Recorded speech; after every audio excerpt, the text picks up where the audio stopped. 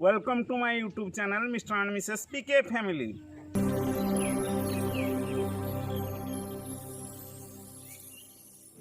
ସାଙ୍ଗମାନେ ଆଜି ଆମେ ବୁଲିବାକୁ ଆସିଛନ୍ତି ତାଳଚେର ବ୍ଲକର ସରାଙ୍ଗ ଗ୍ରାମକୁ। ଯେଉଁ ଗ୍ରାମଟିକି ଦୁଇଟି କାମ ପାଇଁ ପ୍ରସିଦ୍ଧ। ଗୋଟେ ହେଉଛି ଏଠି ଇଞ୍ଜିନିୟରିଂ କଲେଜ ଅଛି, ଦ୍ୱିତୀୟଟି ହେଉଛି ଭଗବାନ ବିଷ୍ଣୁ ଅନନ୍ତ ଶୟନ ଅବସ୍ଥାରେ ନଦୀ କୂଳରେ ନଦୀର ଶୋଭାବର୍ଦ୍ଧନ କରୁଛନ୍ତି ବ୍ରାହ୍ମଣୀ ନଦୀର। ତ ସେଇ ଦୃଶ୍ୟଟିକୁ ଆଜି ଆମେ କ୍ୟାମେରାରେ କଏଦ କରି ଦେଖେଇବୁ।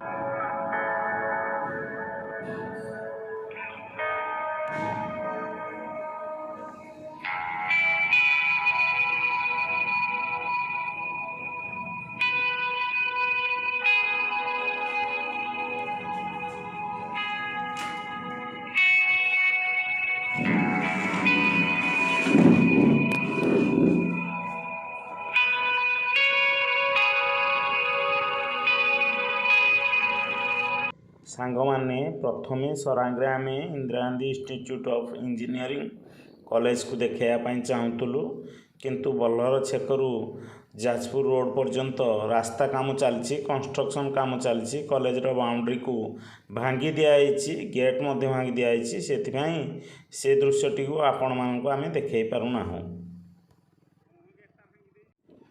ସାଙ୍ଗମାନେ ସରାଙ୍ଗ ଗ୍ରାମ ଛକରୁ ଆମେ ବର୍ତ୍ତମାନ ବ୍ରାହ୍ମଣୀ ନଦୀ କୂଳକୁ ଯିବା, ଯେଉଁଠିକି ଭଗବାନ ବିଷ୍ଣୁ ଅନନ୍ତ ନାରାୟଣ ଶୟନ ବେଶରେ ସେଠି ଅଛନ୍ତି।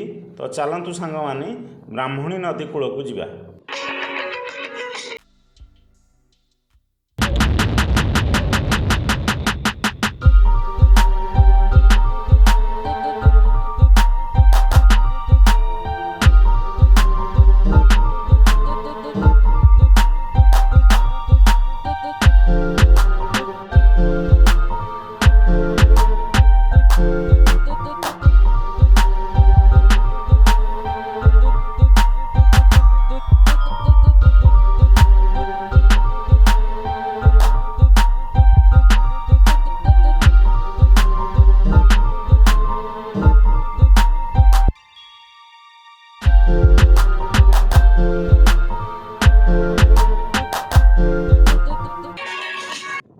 ସାଙ୍ଗମାନେ ବ୍ରାହ୍ମଣୀ ନଦୀ କୂଳର ଦୃଶ୍ୟକୁ ମୁଁ ଆପଣଙ୍କୁ ଦେଖାଉଛି। ଏ ଗୋଟେ ଭଲ ପର୍ଯ୍ୟଟନ ସ୍ଥଳୀ। ବର୍ତ୍ତମାନ ଗୋଟେ ଗୋଟେ ଲୋକଙ୍କର ଯିବା ଆସିବା ଲାଗି ରହିଛି।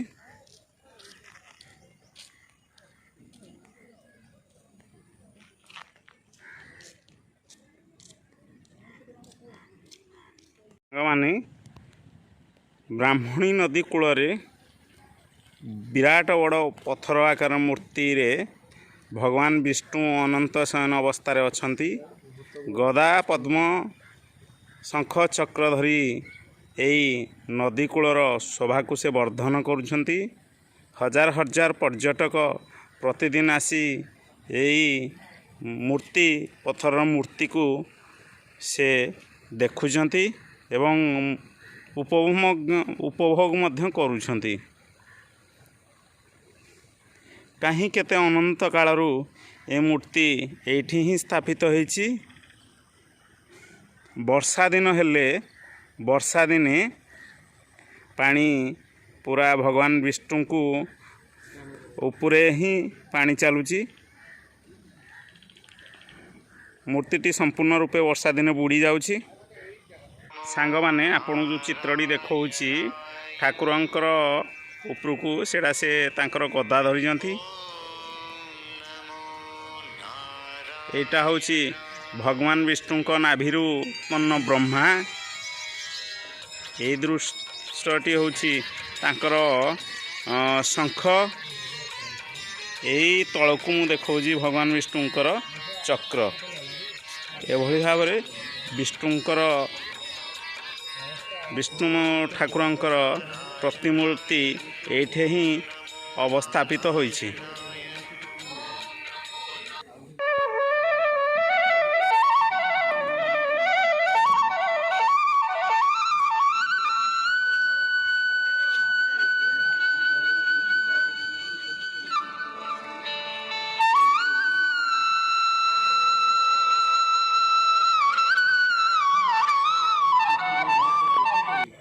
पंकज दा मो कार्यक्रम में आपन को स्वागत करुच्ची mister and missus YouTube channel तरफ आपको हार्दिक अभिनंदन।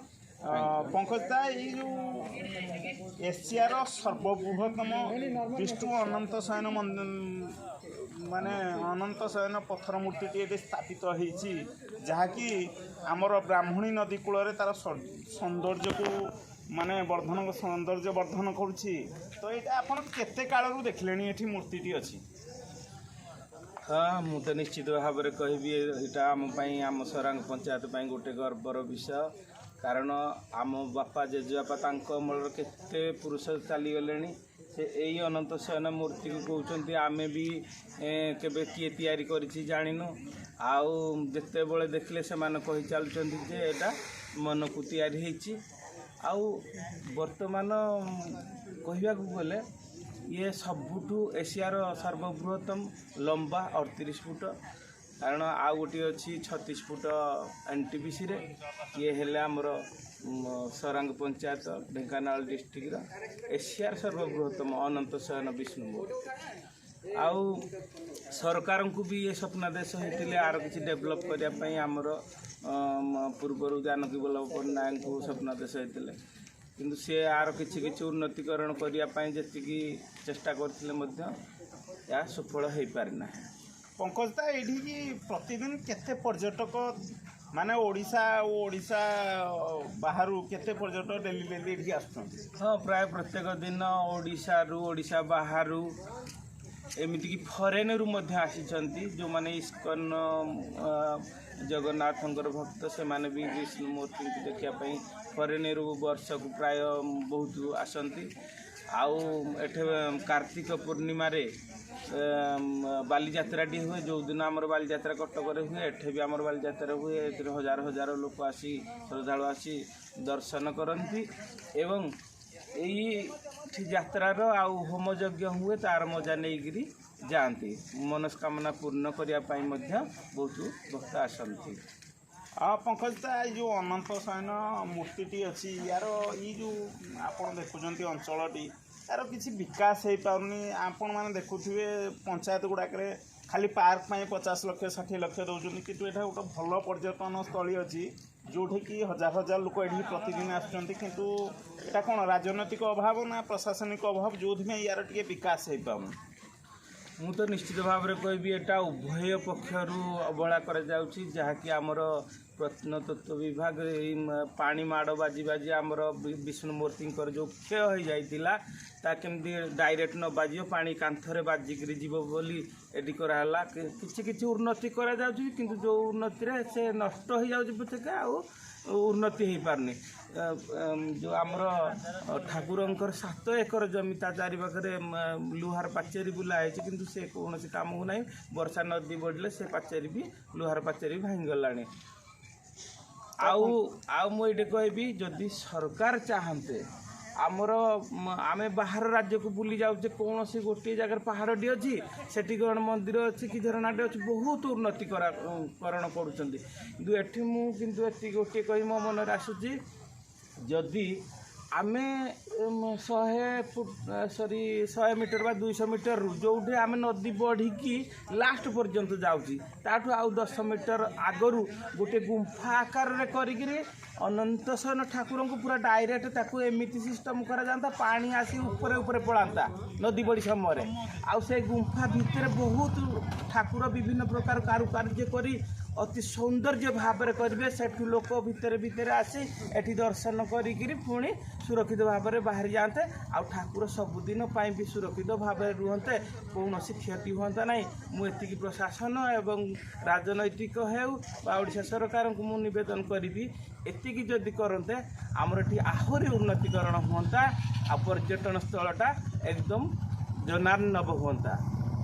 जाऊ पंकज दा आसते ठाकुर विष्णु को अनंत शयन बेश उपर 2 पद कथा कहले तेणु